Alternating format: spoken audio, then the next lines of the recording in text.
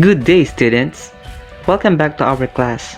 Are you ready to learn new things today? If yes, then let's get started.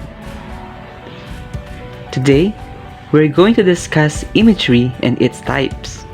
Also, we will learn why writers use imagery. In literature, writers employ techniques to make the description of their pieces more effective. The use of these techniques gives life to literary pieces. What is imagery? Imagery is the author's use of language that appeals to the five senses in order to help the reader imagine exactly what is described. Imagery draws on the five senses, namely the sense of sight or vision, hearing, smell, taste, and touch. Using our senses helps us develop a more fully realized understanding of the imaginary world that the author has created. For us to begin, let's have this short activity. These are the words that appeal to our senses, and these are the definitions. Now, you identify what sense does each item appeal to. Are you ready?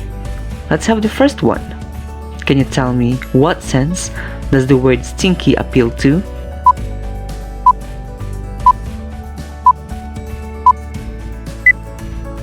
Very good, it appeals to our sense of smell. What about the second one?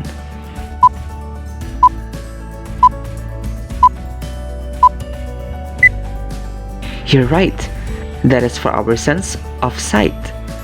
Number 3.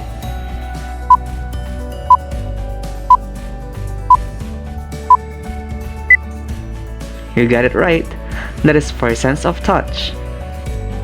What about the fourth one?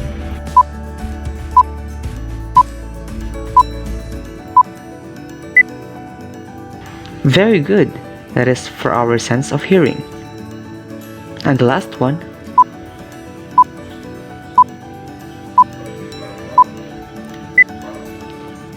Great, that appeals to our sense of taste. Job well done, students. Now it's time for us to discuss the 5 types of imagery. Let's start with the first one.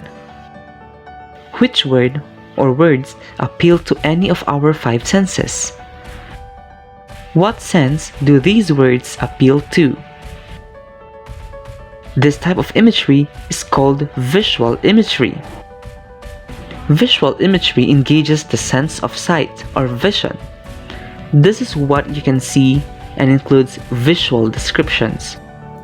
Physical attributes including color, size, shape, lightness and darkness, shadows and shade are all part of visual imagery.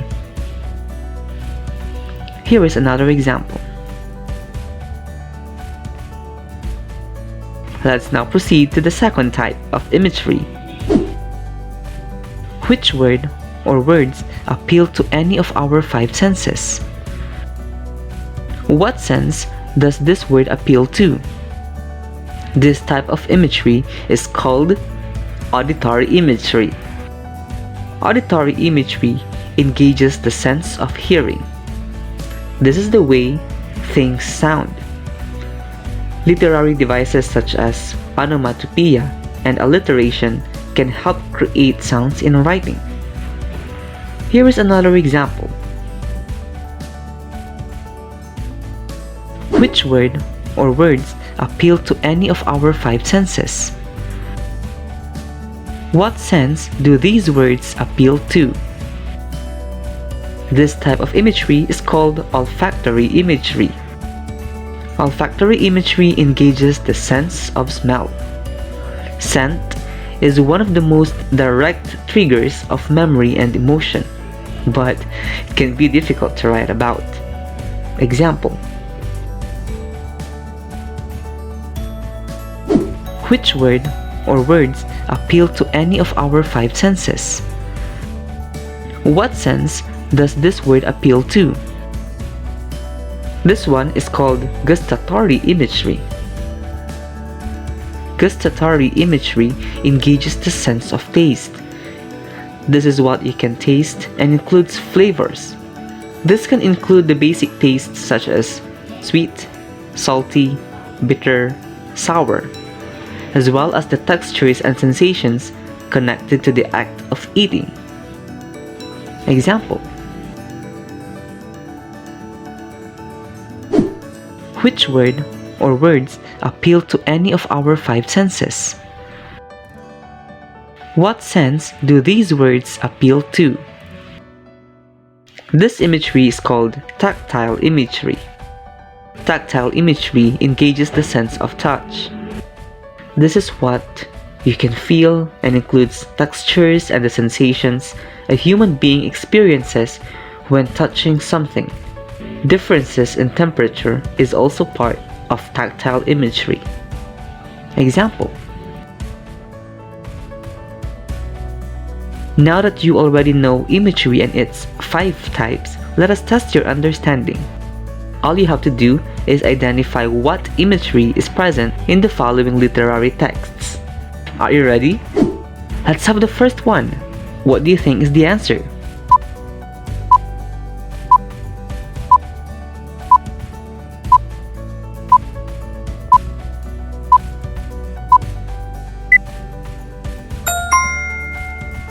That's correct.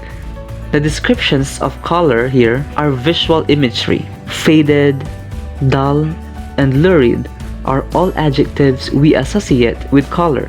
The writer invites us to imagine the actual color of the wallpaper. Number 2.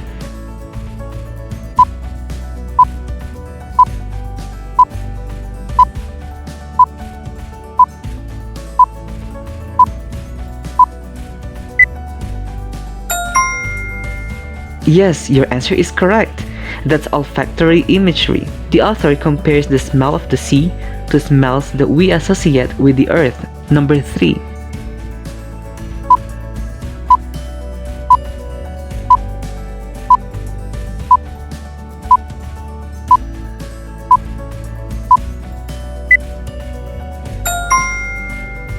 This makes use of auditory imagery. You're right. Sound is important in this passage. We can imagine the hollow roar of the ocean. Number 4.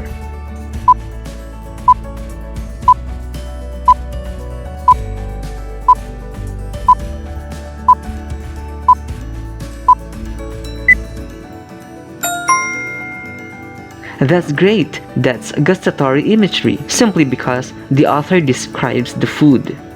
Last item.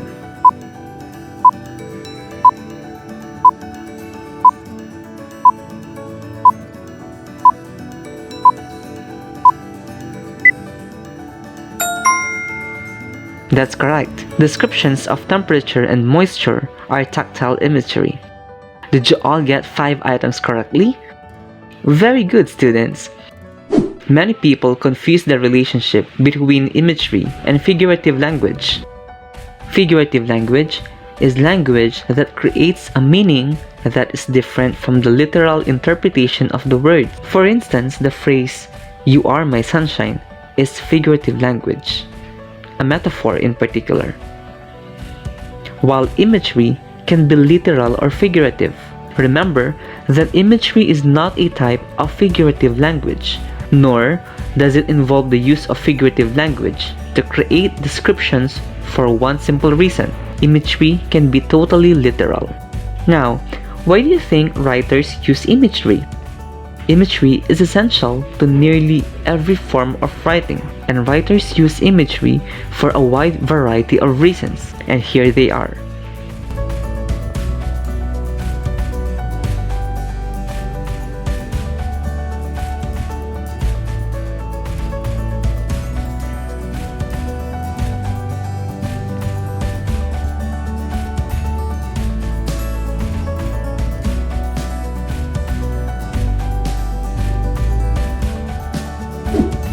I am sure you understood now how imagery works in literature. On our next video, we will focus on figures of speech, which are also important for writers to produce special effect in their writing. This is Sir Nate, and see you again next time.